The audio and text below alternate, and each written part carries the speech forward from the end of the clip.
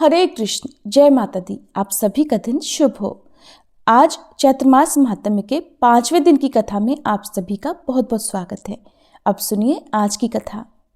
श्री सूत जी महाराज आगे कहते हैं कि घृताची नाम की उस सुंदरी अप्सरा को सामने देखकर व्यास जी बड़ी चिंता में पड़ गए। सोचने लगे कि अब मैं क्या करूं, ये देव कन्या अप्सरा मेरे अनुरूप तो नहीं है।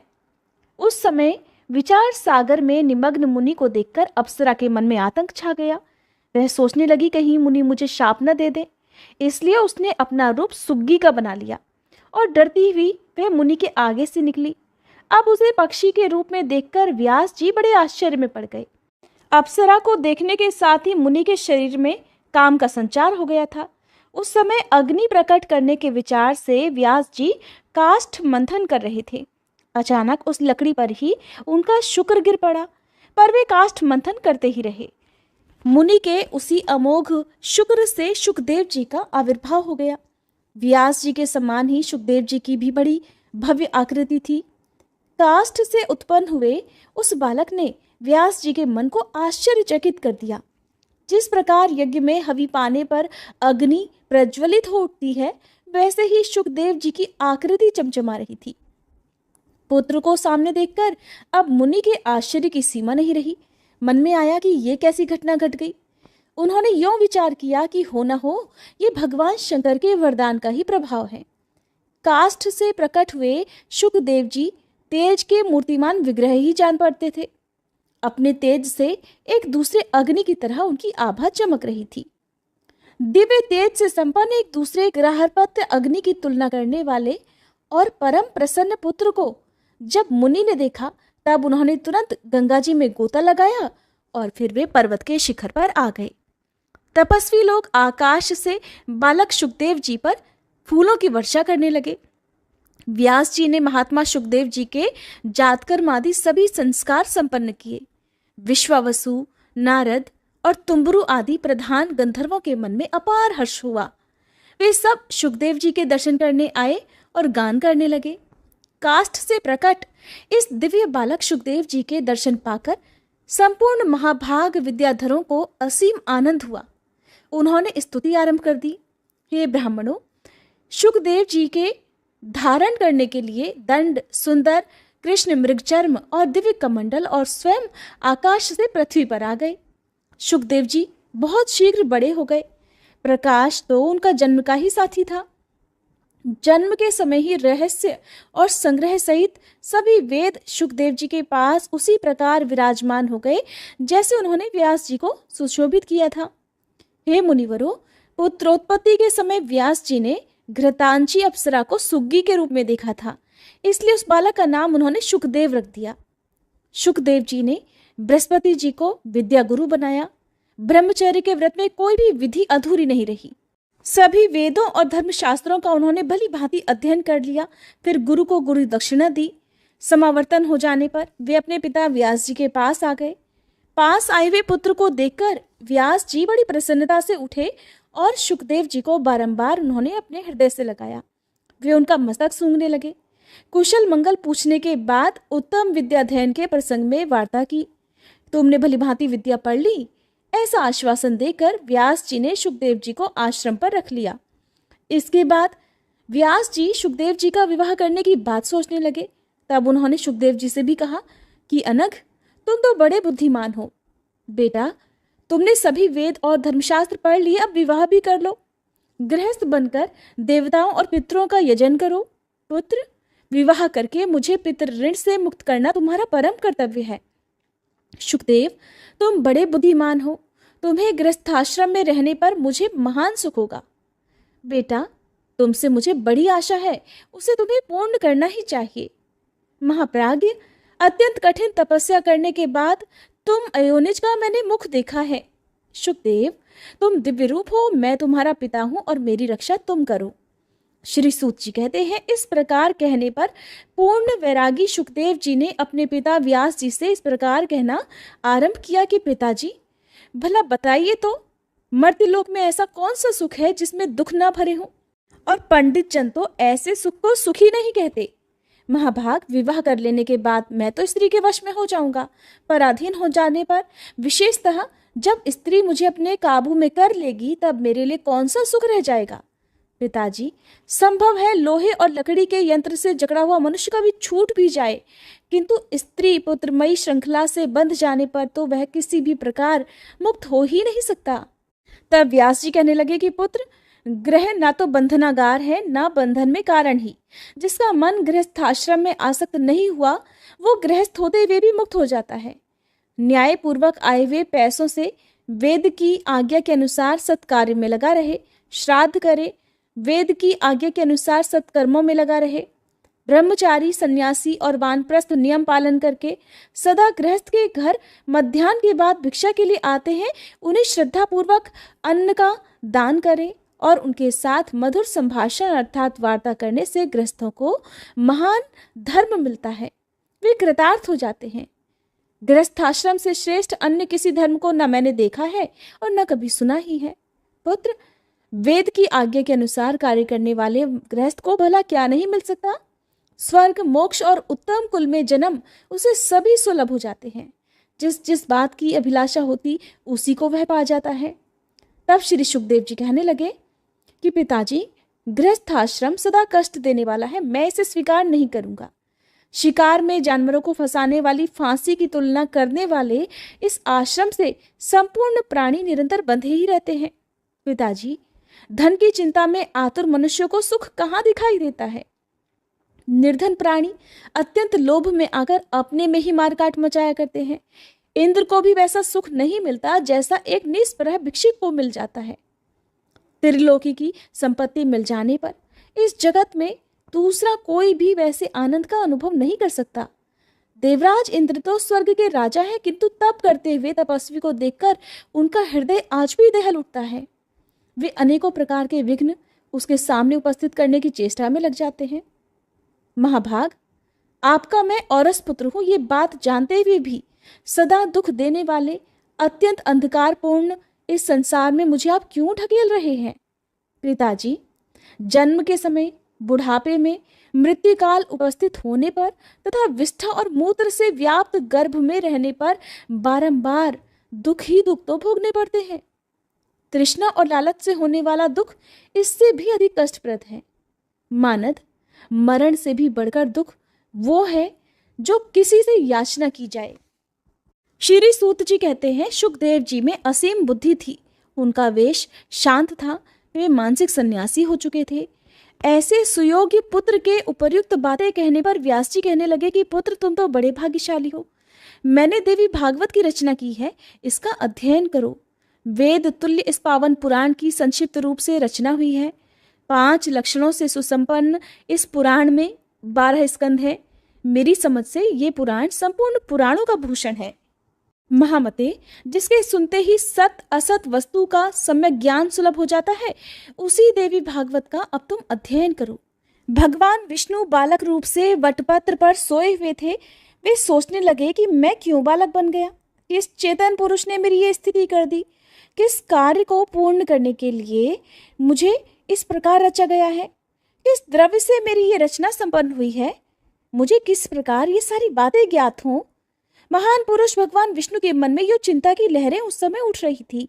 इतने में भगवती योगमाया ने सारी शंकाएं शांत कर देने के लिए आधे ही श्लोक में संपूर्ण पुरुषार्थों को सिद्ध करने वाला ये वचन कहा कि ये सारा जगत मैं ही हूँ, मेरे सिवा दूसरी कोई अविनाशी वस्तु है ही नहीं।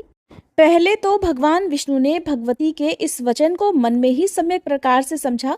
फिर वे सोचने लगे कि किसके मुख से ये सत्यवाणी निकली है, इसका वक्ता स्त्री, पुरुष अथवा नपुंसक कौन है, किस प्रकार मुझे उसका परिचय प्राप्त होगा।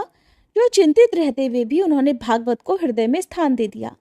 बार बार उसी आधे श्लोक का वे उच्चारण करने लगे और अब उसी में उनका मन लग गया। फिर भी उनकी चिंता दूर नहीं हुई तो वे वटपत्र पर ही सो गए। अब चित्त कुछ शांत हुआ, तब भगवती योगमाया उनके सामने प्रकट हुई। उनकी 4 भुजाएं थीं। उनका दिव्य विग्रह शंख, चक्र, गदा, पद्म आदि अनुपम आयुधों से सुसज्जित था। उन्होंने अद्भुत वस्त्र पहन रखे थे। चित्र विचित्र भूषण उन्हें भूषित कर रहे थे। उन्हीं के समान उनकी अंशभूता अनेकों सखियां भी उनके साथ थीं। सबका सुंदर मुख था। मंद मंद हास्य करती हुई वे भगवती महालक्ष्मी अमित तेजस्वी श्री विष्णु के ठीक सामने ही प्रकट हो गई। श्री सूत जी कहते हैं, उस समय सर्वत्र जल ही जल था। मन को मुग्ध करने वाली महालक्ष्मी के अचानक दर्शन पाकर कमल लोचन श्री विष्णु महान आश्चर्य में पड़ गए। रति भूति बुद्धि मति कीर्ति स्मृति घृति श्रद्धा मेधा स्वाहा स्वधा शुद्धा निद्रा दया गति तुष्टि पुष्टि क्षमा लज्जा जृंभा तंद्रा आदि शक्तियां उन महादेवी के साथ चारों ओर अलग अलग विराजमान थी। सबके हाथों में श्रेष्ठ आयुध सुसज्जित थे। वे अनेकों आभूषणों से सजी हुई थी। पारिजात पुष्प की माला और मोती के हार उनकी छवि बढ़ा रहे थे। उस जलार्णव में भगवती महालक्ष्मी तथा उनकी सहचरी शक्तियों को देखकर भगवान विष्णु का हृदय आश्चर्य से भर गया। वे सर्वात्मा प्रभु इस घटना को देखते ही आश्चर्यचकित से होकर सोचने लगे कि ये सभी स्त्रियां कौन हैं तथा वटपत्र की शैया पर सोने वाला मैं ही कौन हूँ, और चारों तरफ दिखाई देने वाले जल ही जल के बीच में ये वटपत्र कैसे उत्पन्न हुआ, ये वट वृक्ष कैसे प्रकट हुआ, और किस प्रकार इस अज्ञात शक्ति ने मुझे सुंदर बालक बनाकर यहाँ स्थापित कर दिया है। ये स्त्री भला कौन है? किस अनिर्वचनीय शक्ति ने क्यों मेरे आगे ये अद्भुत दृश्य उपस्थित कर दिया? अब मुझे क्या करना चाहिए? मैं कहाँ जाऊं या कहीं ना जाकर सावधानी के साथ बाल स्वभाववश चुपचाप यहीं लेटा रहूं? व्यास जी कहते हैं कि भगवान विष्णु वटपत्र पर सोए हुए थे। उनका मन आश्चर्य के उमड़े समुद्र में डूब रहा था। उनकी ये दशा देखकर भगवती मुस्कुराकर कहने लगी, हे विष्णु, आप क्यों विस्मय विमुग्ध हो रहे हैं? भगवती महाशक्ति के प्रभाव से आप मुझे पहचान नहीं पाते। पहले भी तो सृष्टि और प्रलय का चक्कर चलता रहा है। उस समय आप अनेकों बार अवतरित हो चुके हो। वह पराशक्ति निर्गुण है, आप सगुण पर ब्रह्म हो। वैसे ही मैं भी सगुणा शक्ति हूँ, और मेरे विषय में तो इस प्रकार समझना चाहिए कि जो सात्विकी शक्ति है वही मैं हूँ। अभी आपके नाभि कमल से प्रजापति ब्रह्मा जी की सृष्टि होगी। रजोगुण से संपन्न होकर फिर वे संपूर्ण जगत की रचना करेंगे। तपस्या में लीन होने के बाद उन्हें सर्वोत्कृष्ट शक्ति सुलभ होगी। तब वे त्रिलोकी के निर्माण में सफल होंगे। ब्रह्मा जी रजोगुण को धारण करने वाले हैं, इसलिए उनकी सृष्टि भी रजोगुण संपन्न होगी। विलक्षण बुद्धि वाले ब्रह्मा जी पंचभूतों का निर्माण करके उनके भीतर इंद्रियों को, इंद्रियों के संचालक देवताओं को तथा मन को यथा योग्य स्थापित कर अपनी सृष्टि सजाएंगे। इसी से उन्हें कर्ता की उपाधि भी मिली है। महाभाग, और आप इस विश्व की रक्षा का काम संभालना। क्रोध के आवेश में आने पर आपकी भौहों के बीच से रुद्र का अवतार होगा। उन्हें तामसी शक्ति प्राप्त होगी। महामते, फिर तो वे रुद्र ही कल्प के अंत में सृष्टि का संहार करेंगे।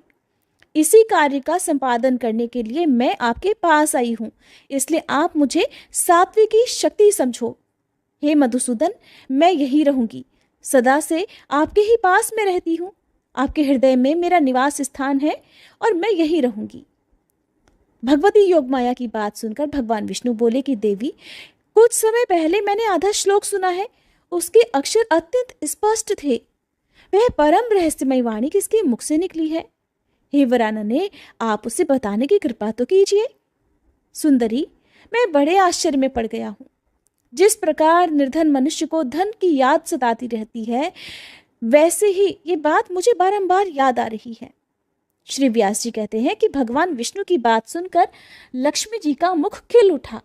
वे हंसकर बड़ी प्रीतिपूर्वक कहने लगी कि हे विष्णु, मैं कहती हूँ, ध्यानपूर्वक सुनो। मैं सगुण स्वरूपा चतुर्भुजी भगवती हूँ, ये मेरा परिचय है। क्या आप निर्गुणा आद्य शक्ति को नहीं जानते? उन्हीं में उनका सगुण रूप ही छुपा रहता है। महाभाग, आप जान लो, उन्हीं निर्गुणा भगवती ने ये आधा श्लोक कहा है। इसे परम पावन देवी भागवत पुराण समझ लेना चाहिए। यह कल्याणकारी पुराण वेद के रहस्य से भरा हुआ है। शत्रुओं का शमन करने वाले अटल व्रतधारी भगवान विष्णु, मैं उन भगवती की विशेष कृपा मानती हूँ जो इस गुप्त रहस्य को उन्होंने स्पष्ट कर दिया। महाविद्या के मुख से प्रकट हुई यह वाणी संपूर्ण शास्त्रों का सार है। इससे अधिक जानने की वस्तु त्रिलोकी में कुछ है ही नहीं। निश्चय ही वे भगवती आप पर बहुत प्रेम रखती हैं, तभी तो आपके सामने उन्होंने इसे व्यक्त किया। व्यास जी कहते हैं, भगवती महालक्ष्मी के इस वचन को सुनने के बाद भगवान विष्णु ने उसे महान मंत्र मानकर हृदय में सदा के लिए धारण कर लिया। कुछ समय बीत जाने के बाद उनके नाभि कमल से प्रकट हुए ब्रह्मा जी दैत्यों से भयभीत होकर उनकी शरण में पहुंचे। तब श्री हरि ने घोर युद्ध करके उन मधु और कैटभ नामक दैत्यों को मारा। फिर वे स्पष्ट अक्षर वाले उस आधे श्लोक के जप में संलग्न हो गए। उन्हें जप करता हुआ देखकर ब्रह्मा जी के मन में अपार हर्ष हुआ। उन्होंने भगवान विष्णु से पूछा, हे जगदीश्वर, आप सभी देवताओं के आराध्य हैं। हे कमल लोचन, फिर आप किसके लिए जप कर रहे हैं? आपसे अधिक आदर पाने का अधिकारी देवता भला कौन है, जिसका स्मरण करके आपका हृदय आनंद में निमग्न हो रहा है? तब भगवान विष्णु बोले, महाभाग, क्रिया कारण आदि लक्षणों से संपन्न जो शक्ति आप में और मुझ में विराजमान है, उसे कल्याण स्वरूपा भगवती आद्य शक्ति समझो, जिनके आधार पर इस अगाध जल में ये सारा जगत स्थित है, जो सदा विराजमान रहकर साकार रूप से अपनी लीला प्रकट करती हैं तथा जिनसे ये चराचर अखिल विश्व उत्पन्न हुआ है। सदा प्रसन्न रहने वाली वे ही भगवती महाशक्ति मनुष्यों का उद्धार करने के लिए अवतरित हुई हैं। वरदान देना उनका स्वभाव ही है। वे परम विद्या स्वरूपिणी सनातनी देवी हैं। विश्व का उद्धार करने के लिए ही उनका प्राकट्य होता है। व्यास जी कहते हैं, ब्रह्मा जी भगवान विष्णु के नाभि कमल पर विराजमान थे। वहीं उन्होंने उस आधे श्लोक को याद कर लिया। इसके बाद अपने अमित बुद्धिशाली पुत्र नारद जी को उन्होंने इसकी शिक्षा दी। नारद जी ने उसे मुझे पढ़ाया। फिर मैंने 12 स्कंधों में विशद रूप से इसकी व्याख्या की। महाभाग, उसी वेद तुल्य पुराण का अब तुम अध्ययन करो। सर्ग उपसर्ग आदि 5 लक्षणों से परिपूर्ण वह पुराण भगवती जगदम्बिका की उत्तम कथाओं से सुसज्जित है। उसके सभी भाग तत्व ज्ञान के रस से भरे हुए हैं। संपूर्ण पुराणों में वह श्रेष्ठ माना जाता है। उसमें वेद के सिद्धांत भरे हैं। वृत्तासुर के वध की कथा तथा अन्य भी अनेकों कथाओं का उसमें वर्णन हुआ है। संसार रूपी समुद्र से उद्धार करने वाला वह पुराण ब्रह्म विद्या का तो भंडार ही है। महाभाग, तुम योग्य और प्रतिष्ठित पुरुष हो। तुम्हें अनुपम बुद्धि प्राप्त है। इसलिए इस परम पावन देवी भागवत नामक पुराण के अध्ययन में उद्यत हो जाओ। इसमें 18,000 श्लोक हैं। ये प्रशंसनीय कल्याणकारी पुराण श्रोताओं और वक्ताओं को सुखी बनाता, शांति प्रदान करता, दीर्घायु तथा पुत्र और पौत्र से संपन्न करता है। ये धर्मात्मा सूत मेरे शिष्य हैं। इस मंगलमय पवित्र पुराण का तुम्हारे साथी ये भी अध्ययन करेंगे। श्री सूत जी कहते हैं, इस प्रकार व्यास जी ने अपने पुत्र शुकदेव जी को तथा मुझे देवी भागवत का उपदेश दिया। इसकी उन्होंने जो विस्तृत व्याख्या की, उसके सभी विषय मैंने याद कर लिए। व्यास जी के पावन आश्रम पर रहकर मैंने देवी भागवत का अध्ययन किया। तब भी अन्य लोगों की तरह शुकदेव जी के हृदय में शांति नहीं आई। वे एकांत में रहने लगे। उनके मन की व्याकुलता दूर हो ही नहीं सकी। ऐसा लगता था मानो उन्हें कुछ भूल सा गया हो। उनकी न भोजन में विशेष रुचि होती, न ही उपवास में। इस प्रकार शुकदेव जी को चिंतित देखकर व्यास जी ने उनसे पूछा कि पुत्र, तुम निरंतर इतने चिंतित क्यों रहते हो? तुम्हारे मन में क्यों इतनी व्याकुलता आ गई पुत्र? जिस प्रकार निर्धन मनुष्य ऋण से दबकर सदा उसी की चिंता में लीन रहता है, तुम्हारी भी इस समय ठीक वही दशा हो रही है। पुत्र, मैं तुम्हारा पिता वर्तमान हूँ। फिर भला तुम्हें ऐसी कौन सी चिंता सवार हो गई? अगर मेरे कहने से तुम्हारे मन को शांति ना मिले तो तुम जनक जी, जिसके रक्षक हैं, उस मिथिलापुरी में चले जाओ। वह राजा जनक प्रसिद्ध धर्मात्मा, जीवन मुक्त और बड़े सत्यवादी हैं। महाभाग, वे तुम्हारा अज्ञान अवश्य दूर करेंगे। पुत्र, तुम उन नरेश के पास जाकर अपनी शंका दूर कर लो। व्यास जी के ऐसे वचन सुनकर शुकदेव जी उनसे कहने लगे कि धर्मात्मन, ये बात तो मेरे मन में बिल्कुल दंभ सी लग रही है कि राजा जनक बड़ी प्रसन्नता से राज्य करते हुए भी जीवन मुक्त हैं। पिताजी, भला जो राज्य करता है वो कैसे विदेह हुआ? इसलिए अब मैं उन महाराज को देखना चाहता हूँ कि जल में रहकर भी कमल पत्र की तरह उससे अछूत रहने वाले वे जगत में भला कैसे रह पाते हैं। पिताजी, जिसे भोग लिया गया है वह अभुक्त रह जाए और जिसे कर लिया गया है वह अकृत रह जाए, ये कैसे हो सकता है? पिताजी, मैंने अभी तक किसी भी राजा को जीवन मुक्त नहीं देखा। अब तो ऐसे राजा से मिलने की, उन्हें देखने की मेरे मन में प्रबल इच्छा जाग उठी है। इसलिए अब अपना संदेह दूर करने के लिए मैं मिथिलापुरी जा रहा हूँ। श्री सूत जी कहते हैं, इस प्रकार पिता व्यास जी से कहकर महामना शुकदेव जी उनके पैरों पर गिर पड़े। हाथ जोड़कर जाने की इच्छा प्रकट करते हुए कहने लगे कि महाभाग, मेरे पूछने पर आपने जो आज्ञा दी वो मुझे स्वीकार है। इसलिए जनक जी द्वारा सुरक्षित विदेह नगर देखना मुझे महान अभीष्ट हो गया। अब मुझे ये निश्चय करना है कि राजा जनक बिना दंड दिए कैसे राज्य का भार संभालते हैं, क्योंकि अगर शासन उठा दिया जाए तो प्रजा में धार्मिकता का आना असंभव है। धर्म की रक्षा होने में दंड ही कारण है, अर्थात बिना दंड दिए सभी धर्म का पालन कर ही नहीं सकते। ये मनु आदि महर्षियों की सतत घोषणा है। पिताजी, फिर ये नियम कैसे लागू रह सका, यही मेरे मन को विशेष संदिग्ध कर रहा है। मेरे मन में इसके प्रति भारी शंका है। सूत जी कहते हैं, सुखदेव जी के मन में जाने की इच्छा उठ चुकी थी। अपने ऐसे परम ज्ञानी और दृढ़ वैरागी पुत्र को देखकर व्यास जी ने उन्हें हृदय से लगा लिया और कहने लगे, बेटा सुखदेव, तुम्हारा कल्याण हो, तुम दीर्घायु रहो। पुत्र, तुम तो बड़े बुद्धिमान हो, मेरे सामने सच्ची प्रतिज्ञा करके आनंद पूर्वक अब जा सकते हो। वहां जाकर मेरे उत्तम आश्रम पर वापस अवश्य ही लौट कर आना और कहीं किसी प्रकार कहीं और मत चले जाना। तुम्हारे मुख कमल को देखकर फिर मैं सुख से अपना जीवन बिता सकता हूँ।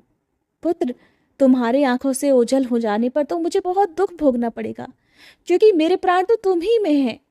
जनक जी के द्वारा अपने संदेह दूर करने के बाद तुरंत ही यहाँ आ जाना।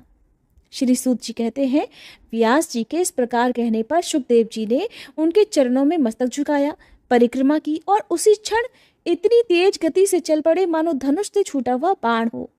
उन्हें जाते समय रास्ते में अनेकों समृद्धशाली देश, वन, वृक्ष, फले फूले खेत और तप करने वाले तपस्वी, मंत्र की दीक्षा से सुशोभित यजमान आदि मिले। अनेक प्रकार के धर्म देखने में आए। उन्हें देखते ही महामते सुखदेव जी क्रमशः सुमेरु पर्वत और हिमालय को पार करके मिथिला जा पहुंचे। धन धान्य से परिपूर्ण उस उत्तम नगरी में जाने पर उन्होंने देखा कि सभी प्रजा तो सुखी है, चारों ओर सदाचार का पालन हो रहा है। फाटक पर द्वारपाल था, उसने रोककर कहा कि आप यहाँ कौन हैं, कहाँ से पधारे हैं, कहिए किस कार्य से आपका आना हुआ। द्वारपाल के पूछने पर सुखदेव जी ने कुछ भी उत्तर नहीं दिया, बल्कि नगर के प्रवेश मार्ग से निकलकर वे ठूंठे वृक्ष की तरह अविचल भाव से खड़े हो गए। उनका मन आश्चर्य से मुग्ध हो गया था, मुख पर हंसी छा गई। वे अचल खड़े रहे और एक भी शब्द उनके मुंह से नहीं निकला।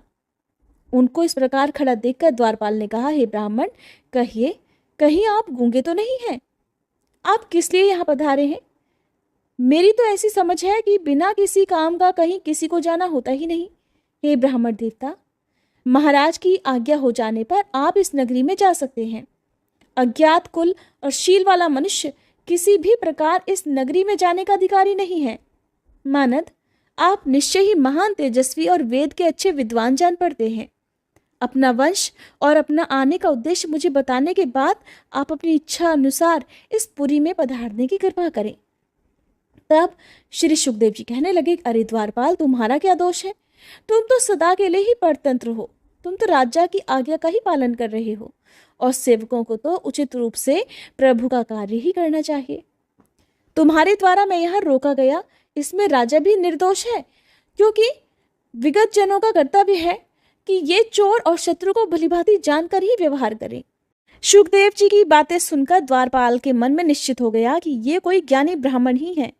इसलिए उसने राजा के भव्य भवन में पधारने के लिए मुनि से प्रार्थना की। सुखदेव जी मिथिला का दृश्य देखते हुए आगे बढ़े। वह नगरी 3 प्रकार के मनुष्यों से खचाखच भरी हुई थी। रत्न राशियों से भरी पूरी अनेकों दुकानें थी। खरीदने और बेचने वाले बहुत सारे थे। जहां कहीं भी देखो विपुल संपत्ति ही दिखती थी। 3 प्रकार के प्राणियों पर नजर डालते हुए सुखदेव जी चल रहे। तदंतर राजभवन के प्रवेश मार्ग पर पहुंचे। वे इतने तेजस्वी थे मानो दूसरे सूर्य ही हों। वहां भी द्वारपाल ने उन्हें रोक दिया। तब वे लकड़ी की तरह बिल्कुल चुपचाप स्थिर वहां खड़े हो गए। उन महातपस्वी मुनि ने वहीं एक निर्जन स्थान में शाखा विहीन वृक्ष की तरह स्थिर होकर समाधि लगा ली। उनकी दृष्टि में तो धूप और छाया में कोई अंतर था नहीं। कुछ समय के बाद हाथ जोड़े हुए राजमंत्री वहां आए और सुखदेव जी को राजभवन की दूसरी ड्योढ़ी विलास भवन में ले गए। वहां अद्भुत और मनमोहक दिव्य वृक्ष फूलों से सुशोभित हो रहे थे। राजमंत्री ने वृक्षों के साथ ही उस वन को भी उन्हें दिखाने की व्यवस्था की। इसके बाद सुखदेव जी का विधिवत आतिथ्य सत्कार किया गया। राजा की सेवा में तत्पर रहने वाले गाने और बजाने में परम प्रवीण बहुत सी सुंदरियां वहां पर थी। देश और काल के अनुरूप अनेकों प्रकार की भोजन सामग्री उपस्थित करके उन्हें प्रसन्न करने की उन्होंने चेष्टा की। इसके बाद राजभवन के अंदर रहने वाली स्त्रियां मिली और वे मुनि को अंतःपुर का मनोहर वन दिखलाने लगी। अब सुखदेव जी का मन मोहित हो गया। सुखदेव जी बड़े सुंदर थे और उनकी बोली भी अत्यंत मधुर थी। फिर भी मुनि को जितेंद्रिय मानकर वे उनकी मर्यादित सेवा करती रहीं। पवित्र आत्मा सुखदेव जी उन स्त्रियों को माता के समान मानते थे। जो आत्मचिंतन में सुख मानता है और जिसने काम क्रोध पर विजय प्राप्त कर ली हो, उसे किसी भी स्थिति में न तो हर्ष होता है न ही दुख। इसलिए स्त्रियों की चेष्टाएं देखते हुए भी सुखदेव जी शांत मन से ही विराजे रहे। स्त्रियों ने उनके शयन के लिए सुंदर शैया तैयार कर दी। उस पर बहुमूल्य बिछौने बिछे हुए थे और सजाने वाली अनेकों वस्तुएं वहां पर उपस्थित थीं। सुखदेव जी ने पैर धोए और सावधान होकर हाथ में कुशा लेकर वे सायंकाल की संध्या अर्थात पूजा करने बैठ गए। संध्या के पश्चात वे ध्यान मग्न हो गए। उनकी एक पहर रात तो संध्या और ध्यान में बीत गई। इसके बाद 2 पहर तक सोकर वे उठ गए। रात का अंतिम चौथा पहर फिर ध्यान में बीता। इसके बाद उन्होंने स्नान किया। प्रातःकाल के संध्या वंदन आदि कार्य करके फिर वे निश्चिंत हो गए। श्री सूत जी कहते हैं कि इसके बाद सुखदेव जी के आगमन का समाचार पाकर राजा जनक अपने मंत्रियों सहित गुरुपुत्र को आगे करके उनके पास गए। उन्हें उत्तम आसन पर बिठाया, भली भांति अवभगत की, कुशल मंगल पूछा। दूध देने वाली गऊ उनके सामने उपस्थित कर दी। सुखदेव जी ने महाराज जनक के किए हुए सत्कार को नियमानुसार स्वीकार कर लिया। राजा से भी उन्होंने कुशल मंगल पूछी और उनसे अपना शुभ समाचार कह सुनाया। कुशल प्रश्न होने के बाद व्यास नंदन सुखदेव जी सुखदायी आसन पर बैठ गए। उनका चित्त शांत था। तब राजा जनक ने उनसे पूछा कि महाभाग, आप बड़े निष्प्रह महात्मा हैं। मुनिवर, किस काम से आपका यहाँ पधारना हुआ, बताने की कृपा कीजिए। तब श्री सुखदेव जी बोले, महाराज, पिता व्यास जी ने मुझसे कहा कि तुम विवाह कर लो, क्योंकि सभी आश्रमों में उत्तम गृहस्थ आश्रम ही है, परंतु उनकी आज्ञा को बंधन कारक मानकर मैंने उसे स्वीकार नहीं किया। उन्होंने फिर ये कहा कि ये बंधन नहीं है, तब भी मैंने उनकी बात नहीं मानी। मेरा मन विविध तरह की कल्पनाओं में उलझने लगा।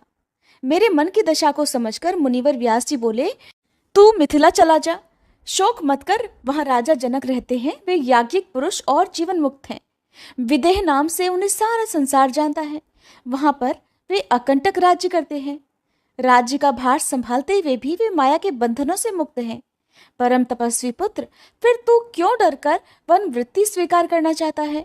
महाभाग, राजा जनक की स्थिति देखकर अपने मानसिक अंधकार को दूर करके तुझे विवाह अवश्य ही कर लेना चाहिए। और अगर मेरी बात पर विश्वास ना हो तो खुद जाकर उन महाराज से पूछ ले। वे राजा जनक जी तेरे मानसिक संदेह का निवारण कर देंगे। पुत्र, उन राजा की बात सुनकर शीघ्र मेरे पास लौट आना। महाराज, इस प्रकार अपने पिता की आज्ञा मानकर मैं आपकी पुरी में आ गया हूँ। आप तो निष्पाप पुरुष हैं। मैं संसार के बंधन से मुक्त होना चाहता हूँ। मुझे बताइए कि मुझे क्या करना चाहिए। राजन, तप, तीर्थ, व्रत, यज्ञ, स्वाध्याय, तीर्थ, व्यास या फिर ज्ञान, इन साधनों में से किसका आश्रय लेने से मुक्ति सुलभ होती है, ये कहने की कृपा करें। तब राजा जनक ने कहा कि सुनिए, मोक्ष मार्ग का अनुसरण करने वाले ब्राह्मण को चाहिए कि पहले उसका यज्ञोपवीत संस्कार हो, फिर विद्या पढ़ने के लिए वह गुरु के यहाँ रहे। वेद और वेदांत का अध्ययन हो जाने पर गुरु को गुरु दक्षिणा दे, उसका समावर्तन हो, फिर वह विवाह करके गृहस्थ आश्रमी बन जाए, मन पर अधिकार रखे। इसके अलावा दूसरा कोई विधि विधान उसके लिए लागू नहीं होता। संतोष रखे, दूसरे की आशा न करे, मन में पाप को न ठहरने दे, अग्निहोत्रादि करता रहे, सदा सत्य बोले, पवित्र रहे, पुत्र और पौत्र हो जाने पर वानप्रस्थ हो जाए, तपस्या करके काम क्रोध आदि 6 शत्रुओं पर विजय प्राप्त कर ले। इसके बाद पुत्र के पास रहने के लिए स्त्री की व्यवस्था कर दे, अर्थात पुत्र का विवाह कर दे। न्यायपूर्वक संपूर्ण अग्नियों को अपने आधान करके चौथे आश्रम में पैर रखे। धार्मिक भावना मन से कभी दूर न होने दे, अर्थात भक्ति से कभी दूर न रहे। चित्त शांत रहे, शुद्ध वैराग्य होने पर ही ऐसी स्थिति बनानी चाहिए। मेरी समझ से इसे कोई मिथ्या नहीं बना सकता। सुखदेव जी, वेद की आज्ञा के अनुसार 48 संस्कार विहित हैं। उनसे महापुरुषों ने गृहस्थ के लिए 40 संस्कार बताए हैं। मानद वासनाएं बड़ी दुर्जर हैं, ये शांत नहीं होती, इसलिए इनका वेग शांत करने के लिए क्रमशः त्यागी बनना चाहिए। ऊपर सोने वाला तो कभी न कभी गिरता ही है, जो नीचे सोता है उसके गिरने की संभावना नहीं रहती। सन्यासी हो जाने पर भ्रष्ट हो जाए तो फिर उसके लिए कोई भी मार्ग सहज नहीं है। चींटी पैर से ही वृक्ष के मूल पर चढ़कर डालियों पर चली जाती है और धीरे धीरे सुखपूर्वक फल तक भी पहुंच जाती है। पक्षी कोई विघ्न सामने न आ जाए इस भय से बड़ी तेज गति से उड़ता है। परिणाम ये होता है कि वो तो थक जाता है और चींटी सुखी होती है।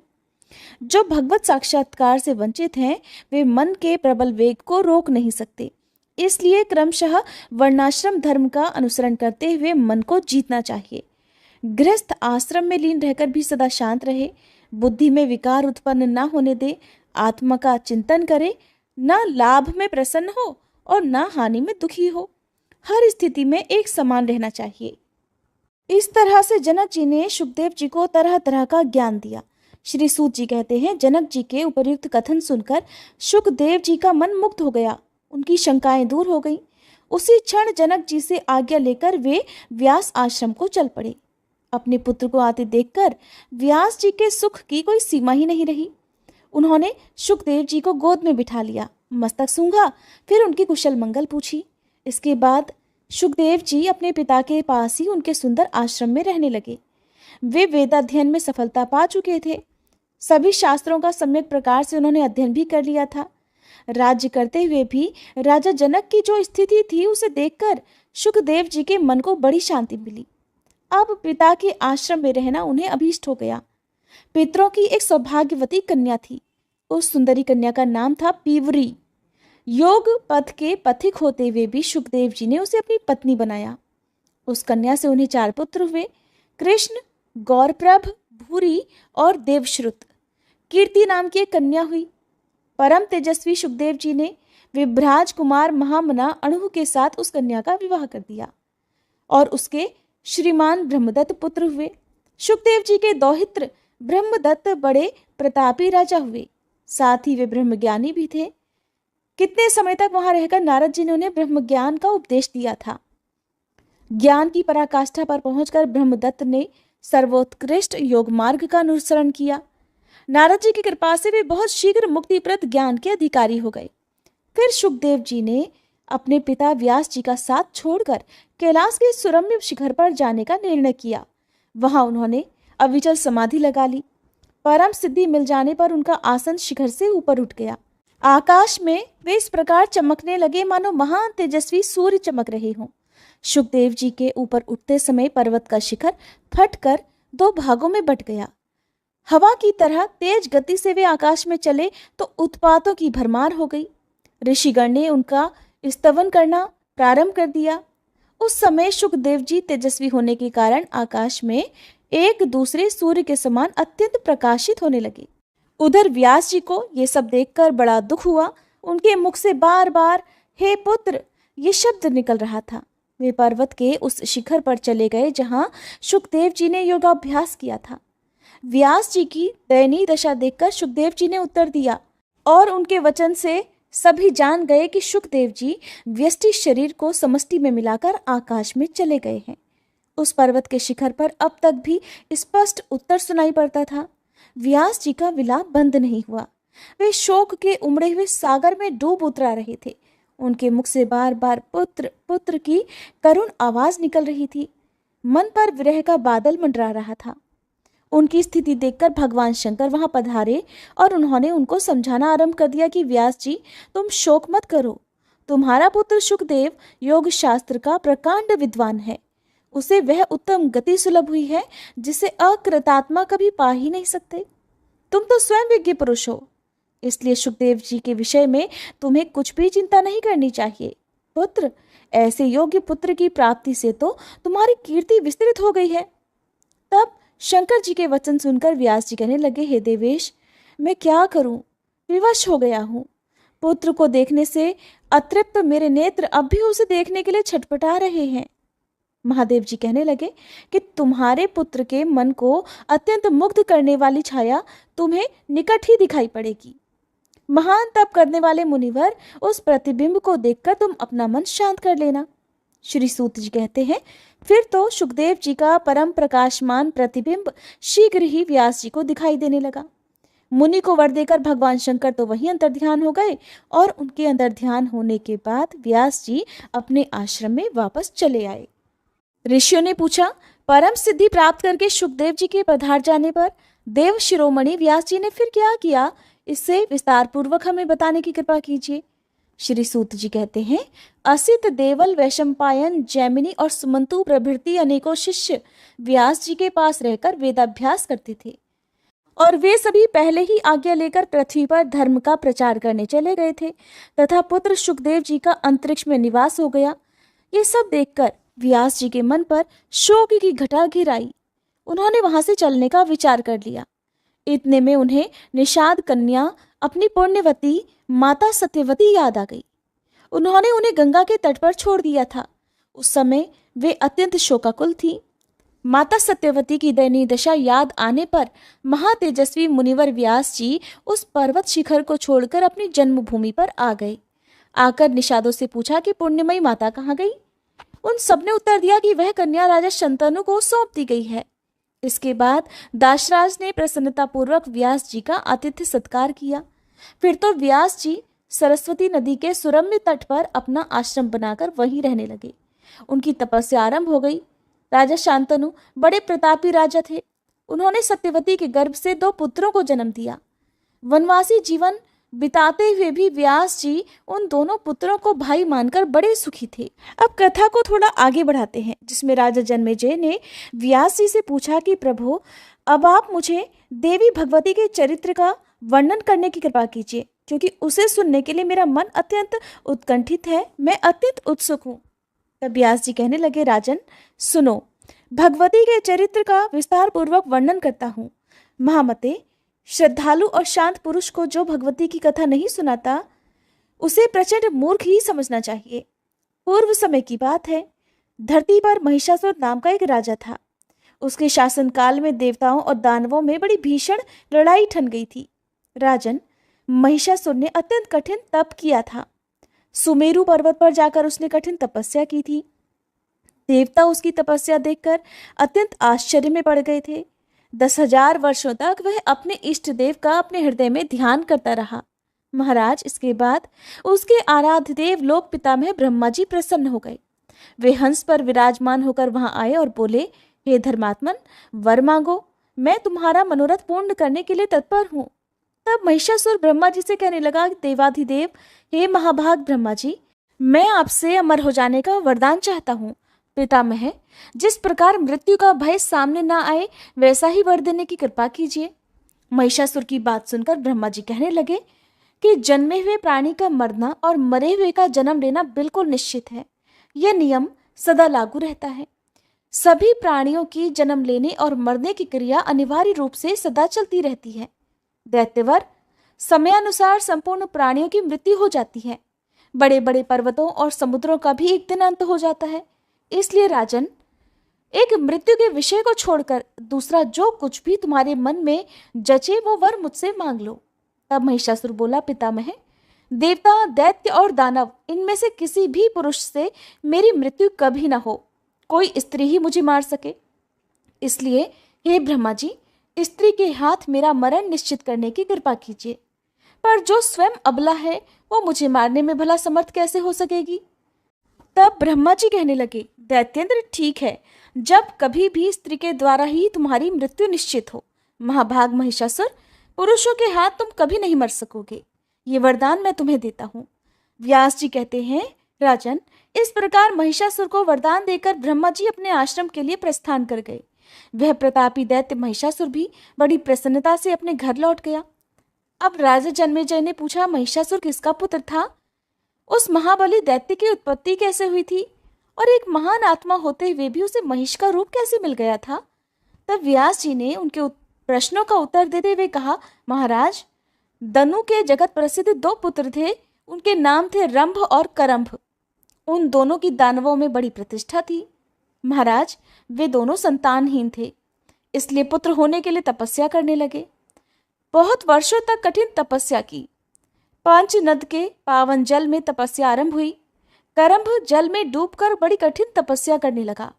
रंभ प्रशस्त दूध वाले वट वृक्ष के नीचे गया और पंचाग्नि की व्यवस्था करके तपस्या में लीन हो गया। जब रंभ पंचाग्नि तापता हुआ और साधन में तत्पर हो गया, तब उन दोनों दैत्यों की स्थिति का पता लगने पर शचीपति इंद्र महान दुखी हो गए। वे स्वयं पंचनद पर पहुंचे।